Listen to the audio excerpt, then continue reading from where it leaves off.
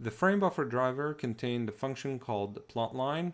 So in addition to specifying each pixel value by its x and y, you can also employ some other functions that will help you draw some geometrical shapes. And we're going to follow what we call geometrical modeling to actually plot the line. You can actually expand these as I'll show you later to draw a rectangle or a circle or any other geometrical shape that you want. So it's really, as the plot line implies, it's just basically you're going to provide it with 4 points or a couple of points. Each one of them will have an X and a Y in here, and it will have an X and Y. So you're going to decide actually and give it that, and it'll just basically draw that line. And the easiest way you can think about it is the following.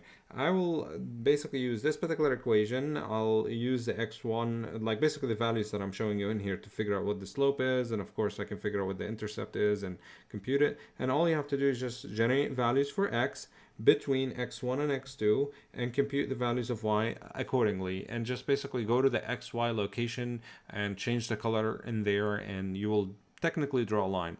However, this particular computation means that you will have to do some sort of a floating operations in here, because you have a division, you have a multiplication, and floating point operations in an embedded systems, it might be a little bit on the expensive side, so it is not very good. So we have to use some alternative method to do it.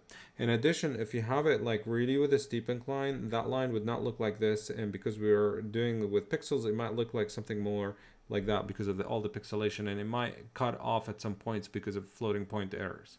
So let's take a look at how the code is actually implemented.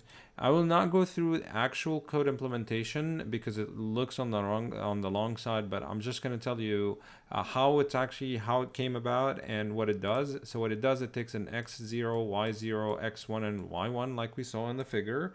Okay, basically these are my x1s and x2s, and it specifies what color you want that line to be, and it will just draw it. And that's how the algorithm is working. So what is this algorithm? Well, this algorithm is actually based on, it's based on an algorithm that is called, let me just show you here. It's actually called the Bryson-Ham lines algorithms, and you can actually go, there's plenty of resources online to read it.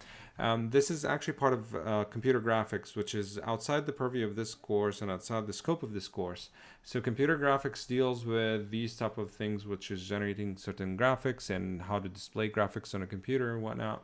But anyway, as it turns out, there's an algorithm that does it. And if we take a look back at the code on your own, you're going to see that this algorithm solved the two problems that we had computing it by hand. So it doesn't use any floats, it just does integer arithmetic, and it will actually solve this pixelation problem, the one that I mentioned before, this pixelation one. It will actually just solves it. Okay, so the implementation you see is based on Adafruit GFX library, okay, which you can see in here. You can actually go and read the documentation.